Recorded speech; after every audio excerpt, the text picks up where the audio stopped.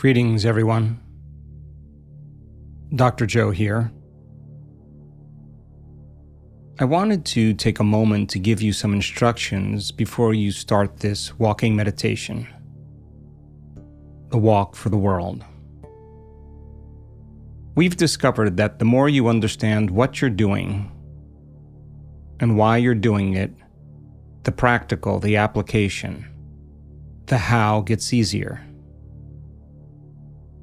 So before we begin, I want to spend a few moments with you to help you understand what you're about to do. Especially since some of you have never done a walking meditation. To start, there are 4 types of traditional meditations. There's the seated meditation, the lying down meditation, the standing meditation, and the walking meditation. This meditation is a combination of a standing and walking meditation. During the meditation, I'll be guiding you the entire way. So just simply follow the instructions because this is a guided meditation. If your mind wanders, just come back and continue.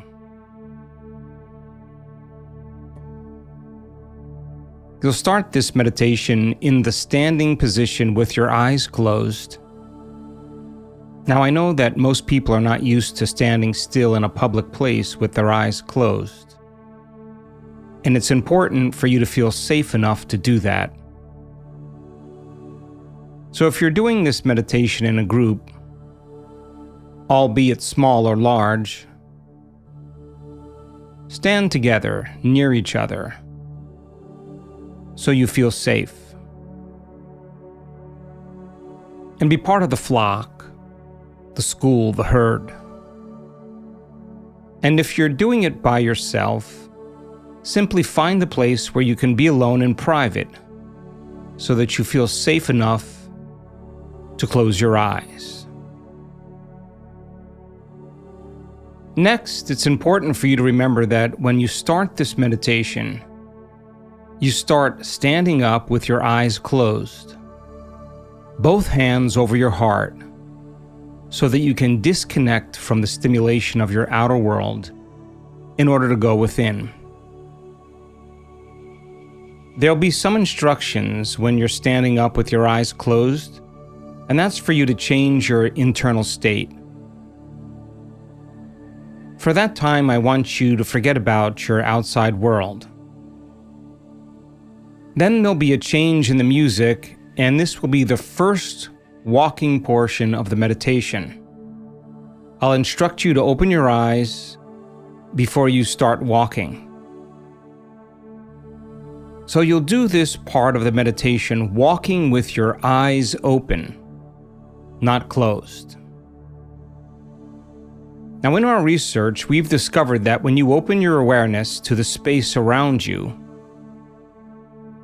your brain can move into trance.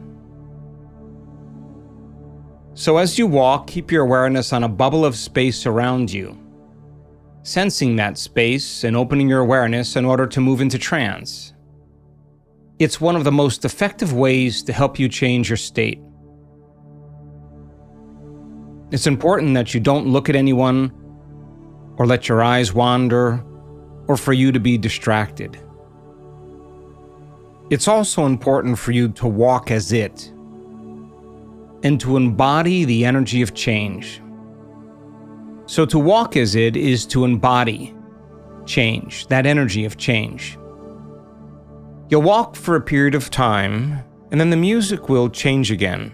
And I'm going to ask you to stop walking, close your eyes again, and go within. Like the first time you were standing, you'll be asked to place your hands over your heart and disconnect from your outer world, and put more of your attention on your inner world and to recalibrate your state without being distracted by your outer world. Simply follow the instructions to the best of your ability with your eyes closed, standing up.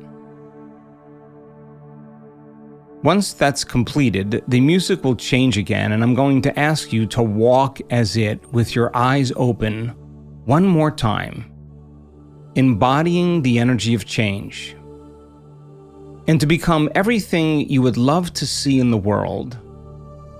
That is change. That you as the individual represent the whole. For example, if you want the world to be more kind, then you must become kind. If you want the world to become more loving, you must become love.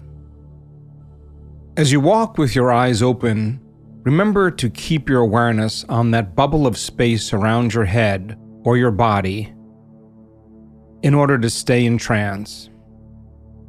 The music will change again, and when you finish that walk, one last time, I'll instruct you to stop, close your eyes, stay standing up, place your hands over your heart, and go within. Then the meditation will be over.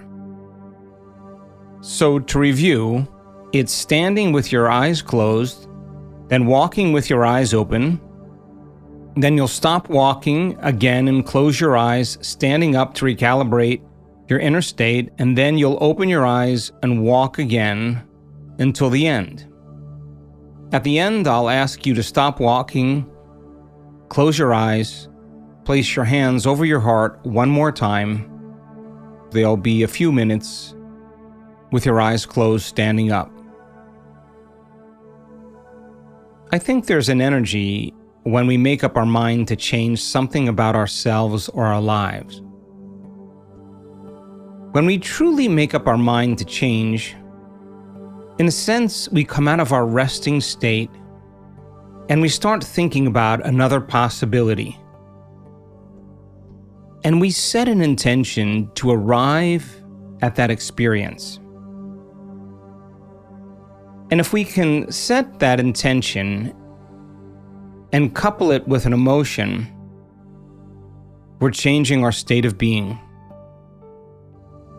Now it's not that we're just becoming aware of that new possibility,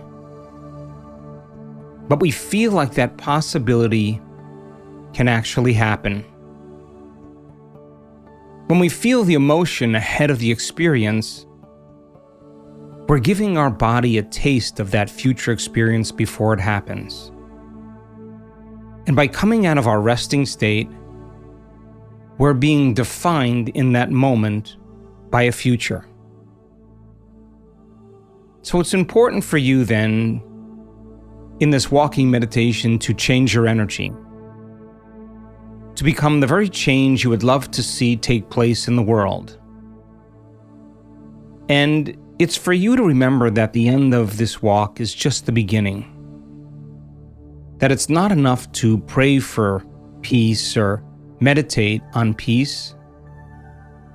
There have been numerous studies that have shown during peace-gathering projects that crime rates go down, car accidents diminish, violence goes down.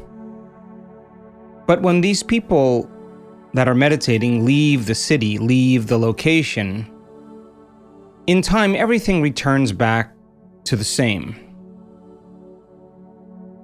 So it's important for you to become the prayer, to demonstrate the prayer, and show the world what love would do, what greatness would look like, how to walk in dignity, to walk in honor, to walk empowered, to walk free. This is the way that we give people permission to do the same. You are part of the whole. You are wholeness in parts, and when you change, the whole changes. When you change, everything changes.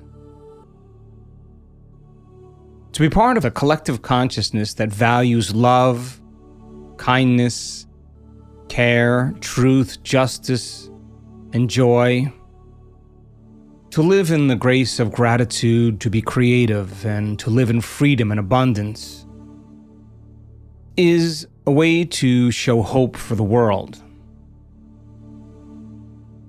Maybe we can collectively make the change instead of waiting for the world to change. In other words, if we change enough people, can we change the world? That is an emergent consciousness.